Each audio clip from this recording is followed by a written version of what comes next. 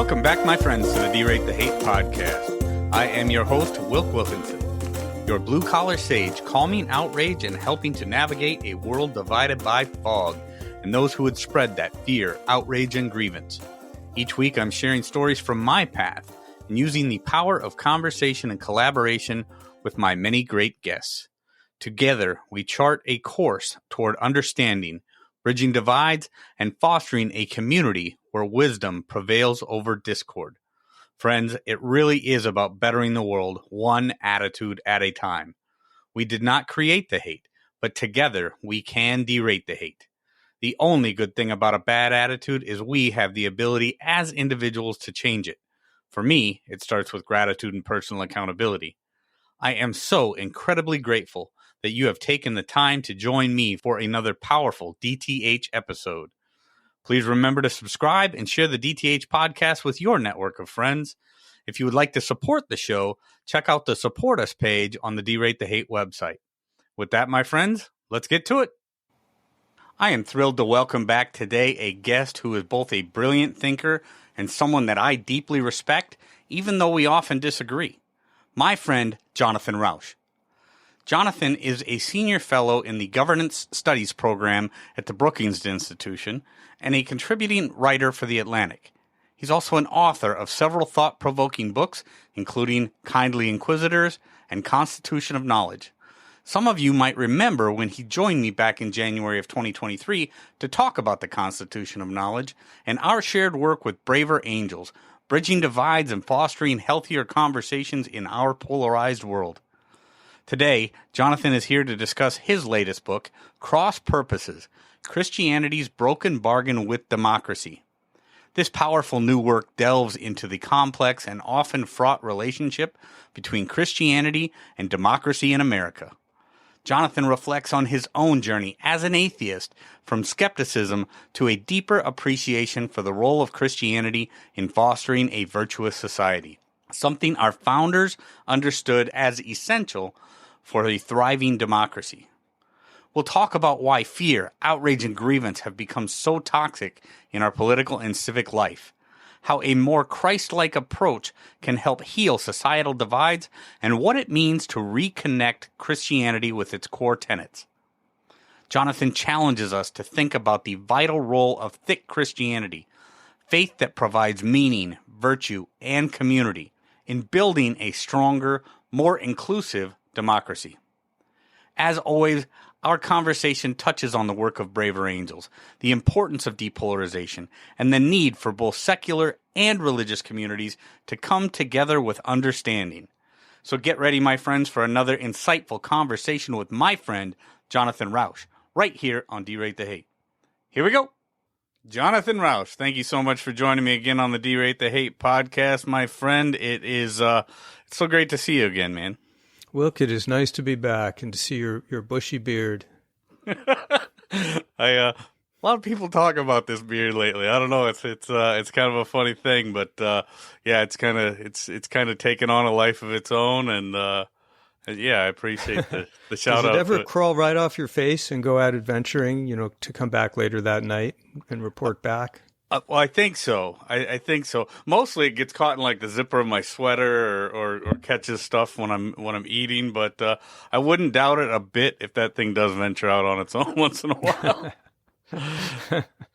John, like I said, it's great to see you again. And when you had reached out and told me you had a new book coming out, one of our last conversation, or I think the last time you were on the DTH podcast, we had talked about the Constitution of Knowledge, which again is, in my opinion, mandatory reading for everybody. It's a very, very important book. I share that view, by the way, Wilk. Do you? Yeah, I do. Just in case you're wondering. I think you were pretty adamant about that in the last conversation, and but all jokes aside, it is one of those things, John, that most people or all people should be reading just to understand the epistemology of knowledge. And now in this book, your new book, Cross Purposes, Christianity's Broken Bargain with Democracy, definitely a different kind of book when you had reached out and said this is a mea culpa to the dumbest thing you had ever written, I'm like, what is he talking about here? And so that's where I want to start, John, is tell me what you mean by that. Well, I've been, as long as I can remember, I have not believed in God.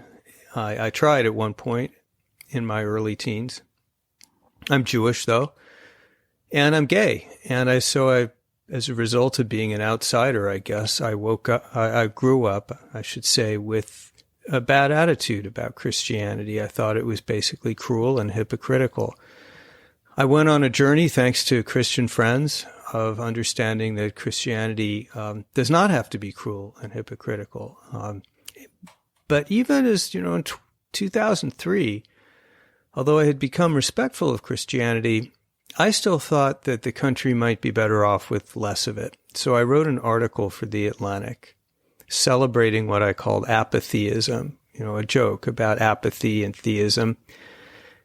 But it basically said that secularization, the fading of religious faith, is a great thing in America because it's turning us into Scandinavia. We'll all get along better if we don't have the divisive and dogmatic forces of religion.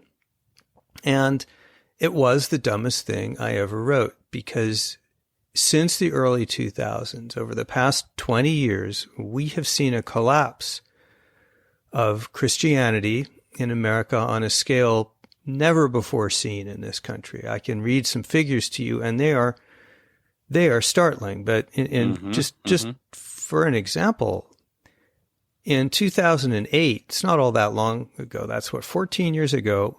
45 million Americans said that they never attended religious services. 2022, that number had almost doubled, 85 million Americans in 14 years.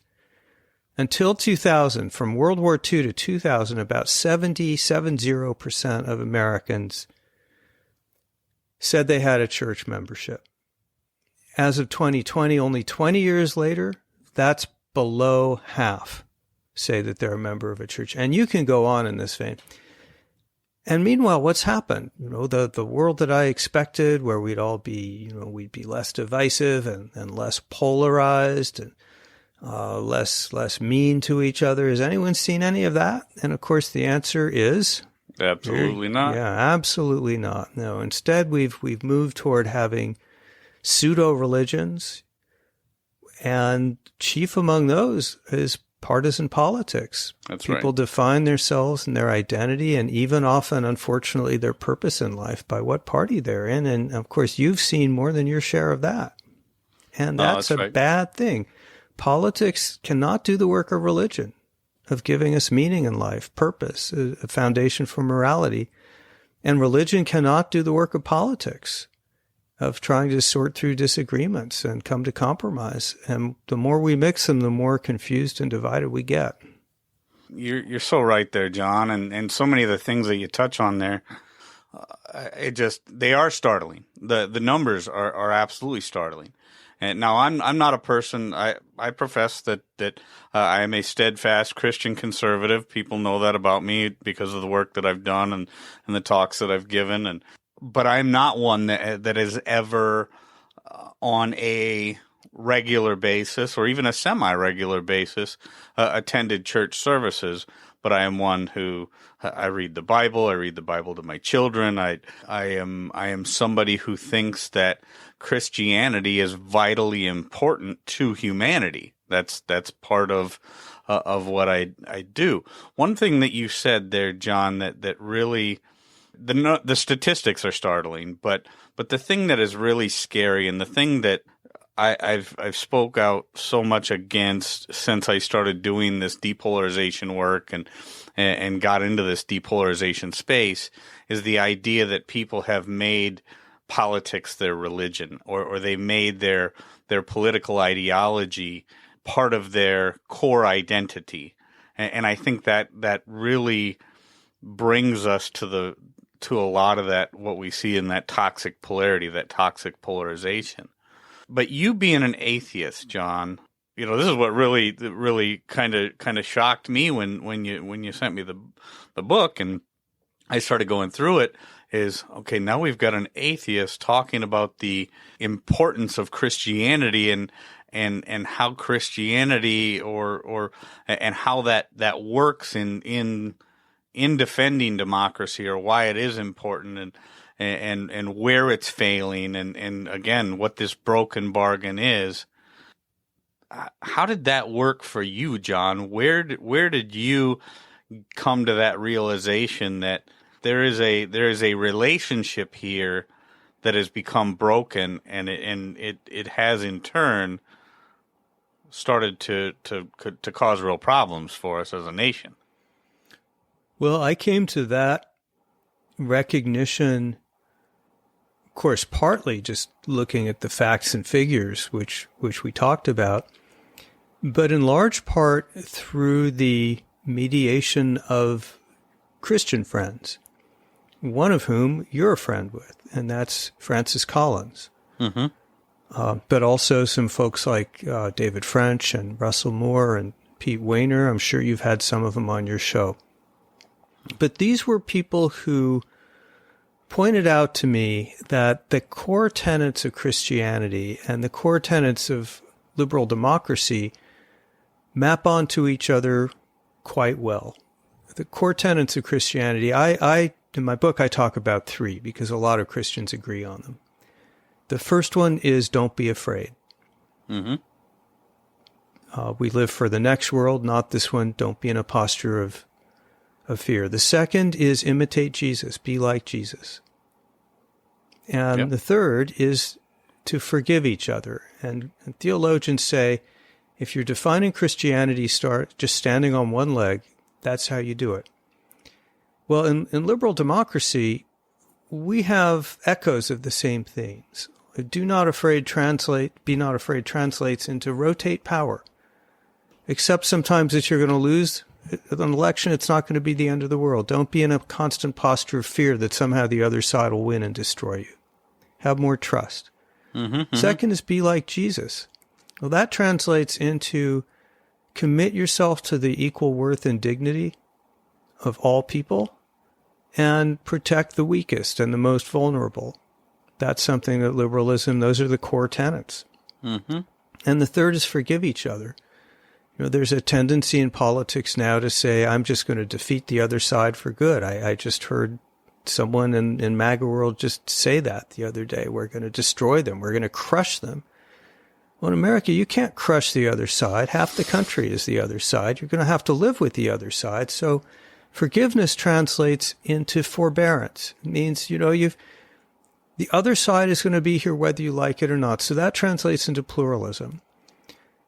So through that, I came to recognize that Christianity has within it all of the elements that are needed, if they're elevated within the Christian message and Christian witness, to help heal what's wrong with our country. But instead, I learned that Christianity is doing the opposite, or at least white Protestantism, which is really what my book is about.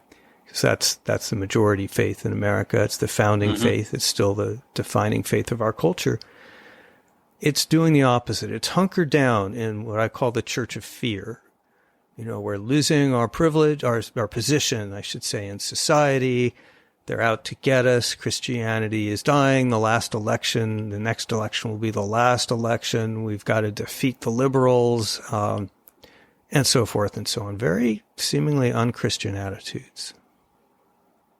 Absolutely unchristian attitudes. I mean, so there's a lot there to unpack, because this is one of the biggest things that I find so disgusting about our culture today, John, and I talk a lot about it, is that fear, outrage, and grievance model that so many operate on, whether it be in politics or the media or whatever. And that's why the fear thing stands out to me so much. And I know you and I are quite far apart on the political spectrum, but we do have very big points of agreement on many things. And this whole concept of fear, don't be afraid.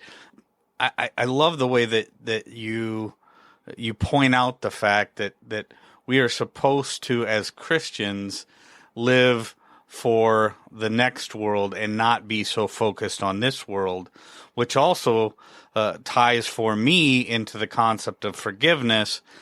Forgiveness is such an important part of being a Christian, and it for me also stands out as just an important part of being a human being, in that we forgive not for the other person but for ourselves, and how we are able to move on from the most horrible of things that have happened to us. One of the you mentioned my friend Dr. Francis Collins. A lot of the work that I have been doing with the organization Braver Angels, with my friend Dr. Francis Collins, with my friend Dr. Jay Bhattacharya, is how do we move beyond what so many people are seeing as one of the most ugly things in human history, and that's whether it be the pandemic or the pandemic response. Are we able to forgive? And then you also talk about how in the scope of politics, people are like, I am not about to forgive. I am not about conciliatory behavior with people that I cannot stand. Whatever. I hate this person. I'm out to crush this person. Well, we do have to live together. So there's so many different things there, John. And when I was reading the book, one of the things that stood out to me, there's many lines within this book that stood out to me, but the Church of Fear is as toxic to democracy as it is to Christianity.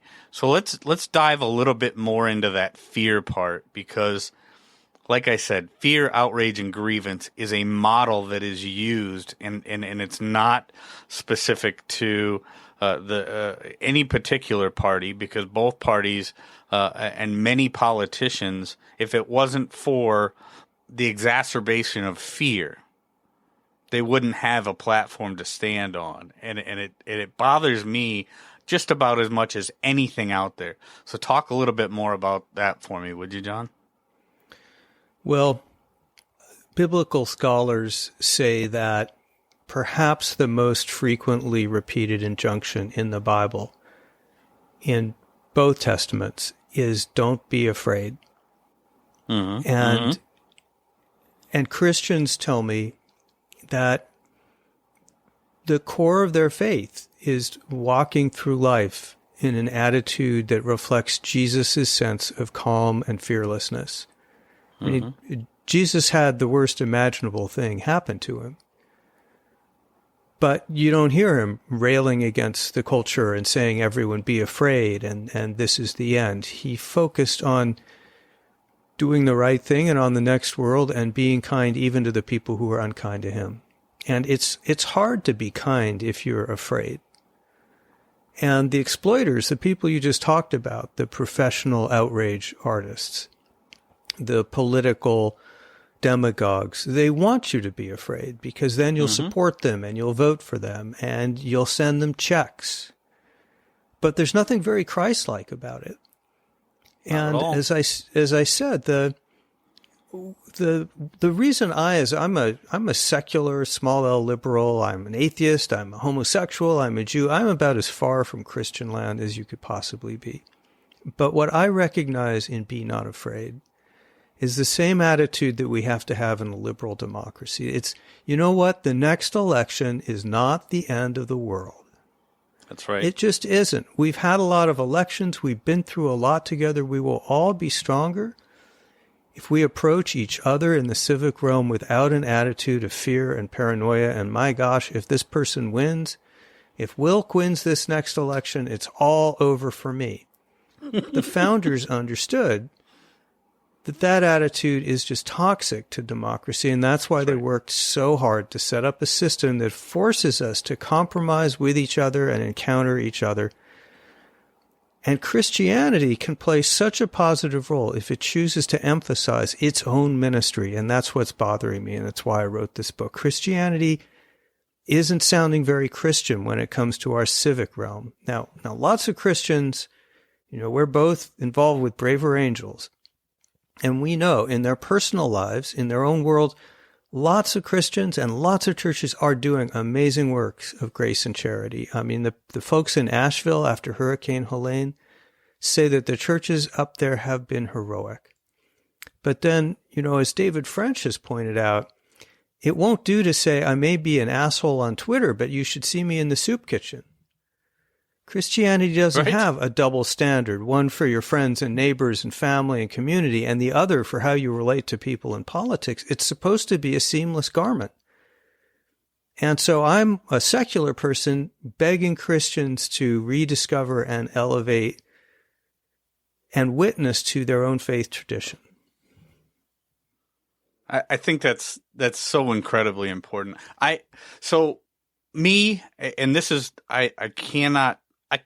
can't even fathom the amount of times that I've said to people, John, in the past several years, because it seems like every election now is the most important election of our lifetime. Well, that loses a lot of weight after 50 years on this planet, when every 2 years or every special election or every whatever, somebody talks about this being the most important election of our lifetime. Or when somebody says this person is a threat to democracy, and if they win this election, it's going to be the last election. Or if this person wins, the country is going to collapse. It's whatever. I, as a Christian, have been saying for years that I believe this country has a lot of credit needs to be paid to divine providence for this country withstanding all of the things that it's withstood. I believe that as a Christian. I believe that as an American. I don't understand so often when people that profess to be Christians say things like, if this person wins, this country's done. It will not make it through. Or if this person wins, they're a threat to democracy, and it's all about totalitarianism from now on. And I as soon as people say that, because I profess to try and listen to everything, I don't do it, but I just immediately want to tune out, because it's just that's the kind of stuff that I believe ruins credibility. It weakens the argument, and the whole idea that we need to build back the sentiment of being more Christ-like and more accepting and helping others. I love the thing that you talk about, David French being an asshole on one sense, in one sense, but you should see me and see my work in the soup kitchen, and we do see far too many people out there patting themselves on the back when they're saying horrible things about others behind theirs. So let's get a little bit more into the book then, John. Talk to me about, you talk about three, I don't know if I want to call them scopes or kinds of Christianity: thin Christianity, sharp Christianity, and thick Christianity. Where were you going there? Well, we've already talked about two of them without quite using those names. So thin Christianity is what I welcomed so wrongly in 2003. And that's a form of religious faith that becomes so much like the surrounding society that it's no longer countercultural. It's just basically another consumer good. And we saw the mainline Protestant churches go in that direction starting mid-20th century, and we saw the result of that was the hollowing out and abandoning of those churches. That's not the story I tell in my book, but it's a well-known story. And then the problem with a kind of thin religion where, you don't really ask anything very much of your parishioners, and you don't give them very much either. Maybe they show up twice a year, is that that's not doing the work that the founders expected and needed faith to do in our society. The founders of America were very clear, saying that, we can give you a constitution, we can give you a form of government, but we can't answer the big questions in life. Like, why are you here on this planet? What would you like to accomplish? Where are you going to find meaning? They said, you're going to have to go out and do that work. And you're also going to have to be virtuous as citizens. They said again and again, they all said this, Washington, Adams, Madison, they all said, without a virtuous citizenry, no constitution will save us. That's so right. They were counting on civil society and especially religious institutions to inculcate us in those habits of virtue and to give us that larger sense of meaning, which we should not be looking to politics for. But thin Christianity doesn't seem able to do that. It just doesn't seem to be up to the job. And then sharp Christianity, of course, has just been what we've been talking about. That's the church of fear. Mm-hmm. That's Christianity. Instead of being a balm, instead of being calming, instead of keeping your mind on the bigger and larger things in life, it's making you sharp and pointy. It's making the church sharp and pointy. It's reducing the size of the church, yet at the same time increasing the ideological ferocity of the church. That's sharp Christianity, divisive, polarizing, politicized Christianity. Right. And then thick Christianity we haven't talked about yet. But that's a Christianity that can ask a lot of people and give a lot in return, while at the same time building a stronger society. Okay. Yeah, one of the things that one of the lines in when you were talking about thin Christianity that stood out for me, and I think this kind of goes back to your revelation initially, but that I came to realize that in American civic life, Christianity is a load-bearing wall, and I love the fact that you make that point, and I love the fact that you tie that to the founders when they say, when they said in order for our Constitution to succeed. I mean, everybody's probably heard that line. Benjamin Franklin walks out of the hall there in Philadelphia, and the woman, asks him, "What did you give us?" And he says, "A constitution or a republic, if you guys can keep it." Obviously paraphrasing, but a constitution is only going to work with a virtuous people, and what we are seeing today in this toxically polarized society that we are seeing, and people at each other's throats, or people saying, "Well, I'm just here to crush the other side," or these outrage entrepreneurs online that are spending all of their time saying the most hateful and nasty things to each other. That is not the virtuous people that the founders had envisioned when they said it's going to take a virtuous society to maintain this country that we are giving you by way of this Constitution. So I think that's hugely important. That is probably the biggest takeaway or one of the biggest takeaways that I've taken from this book, John, is that Christianity, because it is one of it is this thing that is supposed to build a virtuous people. It is so vitally important to keeping our country what it is, because you are absolutely right, and the founders were absolutely right. Without a virtuous people, that Constitution is just a piece of paper that will easily be ignored. Yeah, that's right. That's very well put, Wilk. And to switch metaphors here, I hope not too dizzyingly, it's not necessary or even desirable that the church be allied with, secular democratic institutions, because they're doing two different things. They shouldn't form a formal alliance. A wall of separation and all that, I get it. But they do need to be reasonably well aligned, because if the church is pulling in the opposite direction from the kinds of values and morality that you need to sustain a virtuous republic, then we become ungovernable. And that's the situation that we're headed toward right now. It is. And that's, like I said, I don't fall into that bucket of being constantly fearful that our country is on the precipice of falling apart. Far too many people have said that. Like I said, I don't typically go down that road.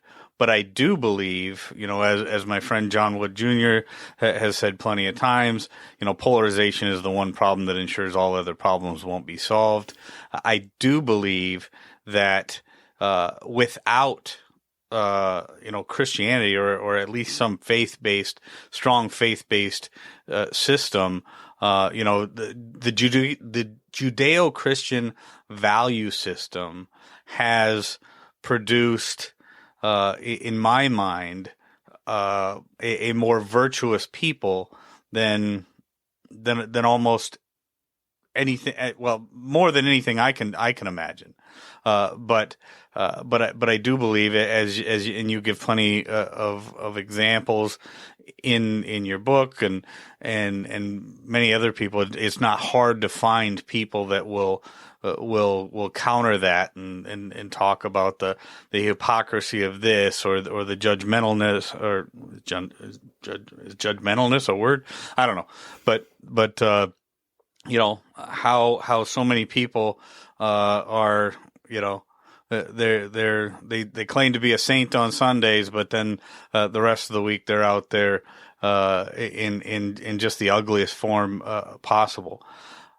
Being more Christ-like, forgiveness. Again, forgiveness is that's another thing that we've talked about so much on this particular podcast, and the importance of forgiveness, and why you can't just go out and battle everybody who's done you wrong or hate. And you brought up something that's been brought up several times also on this podcast. At one time by my friend Daryl Davis, who talks about fear being a strong catalyst for hate, right? So these different things all go hand in hand: ignorance, fear, hate, violence. All of these things build upon each other. But I do believe that a faith-based system, in my case Christianity, is a strong way to look through the fog, get beyond the fear, outrage, and grievance, and actually see what it means to be, more Christ-like and a better human being and a better person for our civic society. Because without it, John, I agree. We're in dire straits if we don't turn that part of it around. Well, yeah, Christianity could do that. Unfortunately, it's not right now. At least white evangelicalism is it's leaned heavily in the other direction. Now, this gets a little bit political, and I suppose it sounds a bit partisan, but the church has been strongly affiliated. The members of the church, I should say, with the Republican Party since the Reagan era. It's typically voted about 80% Republican. It is the Republican Party's strongest constituency, and that's okay. Of course, people of faith, like anyone else, should vote, and they should let their religious views be inflected in their vote. The thing is, though, that American Christianity assumed that it could influence politics and become allied with a political party without itself being changed in that process, without having equal influence in the opposite direction. And increasingly what we've seen over the last couple of decades is the politicization of white evangelicalism, so that it increasingly identifies the winning of a certain election with being a good Christian. You hear about Christian nationalism, which it's hard to define. It's a term I don't use all that much, but it's associated in all its guises with, if you're a real Christian, if you should be winning in politics. Political winners, that's who we are as Christians. And then along comes character Donald J. Trump. And you'd think if anyone might lead Christians to reconsider and maybe step back a little bit from partisanship and look at some of the things that he has said and done, that he might provide that opportunity. But instead, you've seen a full-on embrace of a guy who, stands there and says, I am your retribution, and who has referred to illegal immigrants as vermin. He literally used that word. He's talked about poisoning the blood of our country. Pollsters asked Americans, do you agree that illegal immigrants poison the blood of the country? There's only one demographic group among which a majority agreed with that statement, and they were white evangelical Christians. That's terrible. Now, it could just be me, Wilk. I don't want to sound partisan, but that poisoning the blood of our country doesn't sound to me like the way Jesus talked. No. So a lot of Christians are asking, obviously, not just me, can Christianity pull back from the partisanship, the politicization, and move back toward the ministry of Jesus and the ministry of James Madison? Yeah. No, and that's one of the, I suppose, being that I do profess to be a Christian conservative, and when I do get hate mail, which I do, which is really odd from, considering my podcast is called Derate the Hate, but I do get hate mail still. And typically what it is it's people that, will go off on me and say, how could you, possibly be a conservative when this thing is said and that thing is said, and you're basically endorsing this. And I'm like, that's not it. There is a separation there for me. And I do give people grace in the fact that, people can, well, like me, I'll just, like I said, I can only talk about my own lived experience. But when I think about the different policy issues and things like that, that is where I align myself politically, and I often try to separate that from the person, because I think many of the things that Donald Trump has said are just abhorrent. It's very hard to reconcile that, but I do have to at times. I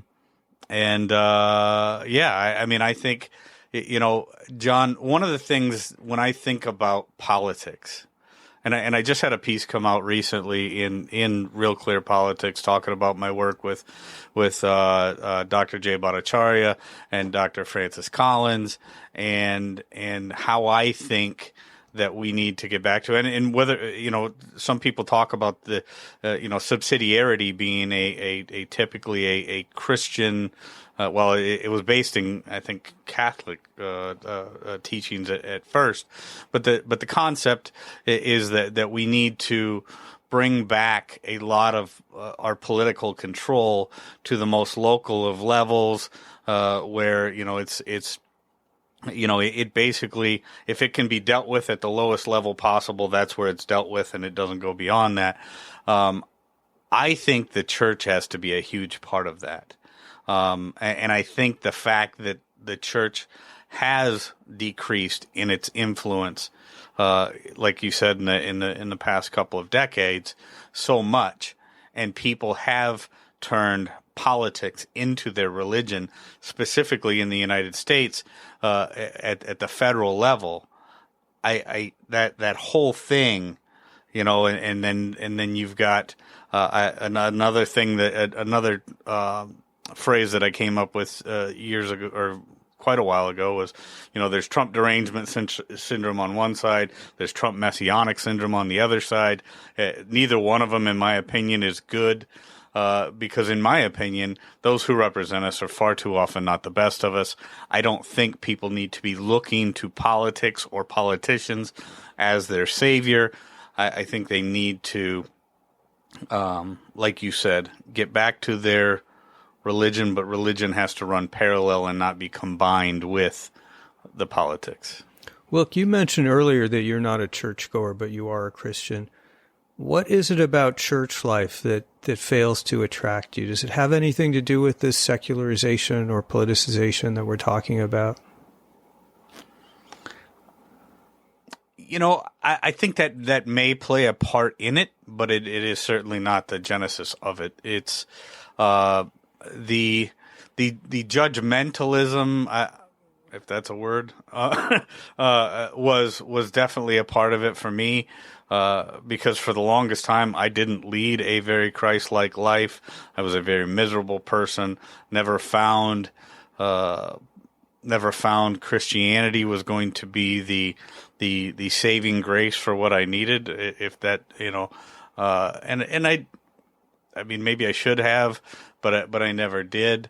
Most of my Christianity and my belief in Christ and the things that I found Christianity to be, and the way that I came to, love the Lord Jesus Christ as my Savior, was through reading the Bible and through prayer and stuff like that. I never felt like I had to be in a church every Sunday to get that. My church and my faith came from other places. So I couldn't pinpoint exactly why that was not part of it for me. That's probably a very large thing that it would take a while to really piece out. In a way, you're a member of the Church of Braver Angels. Braver Angels is a group that we've both been associated with and that we both evangelize for, is doing some of the work that traditionally churches at least tried to do. Churches were places where people of a lot of different stations in life and different political opinions came together. Now, of course, they're increasingly sorted by politics, and they're increasingly practicing politics, and that's not because of pastors, by the way. The first wave of Christian politicization, of evangelical politicization, was led by pastors like Jerry Falwell and Pat Robertson. But the current wave is very different because it's coming from the grassroots. The pastors want to preach the Bible, but more and more of the parishioners are just pelting them and saying, you don't realize there's not going to be a Christian religion to save if we don't get involved in the culture wars. And that's not what the pastors are there to do. So a lot of them, there's a poll came out, stunning poll a couple of years ago from Barna. It asked pastors if they had seriously contemplating quitting in the past year. And 41% of them said yes. And when I asked pastors the same question, researching my book, same thing. They said yes. One of them said, are you kidding? 4 times in the past year. And one of the things they cite, besides the fact, financial sacrifices, and it's a difficult job in the best of time, but one of the things they cited is it's getting so much harder to preach the gospel of Jesus Christ to members of the congregation who are just not receptive to it. They want to come there for a different reason because they want to fight.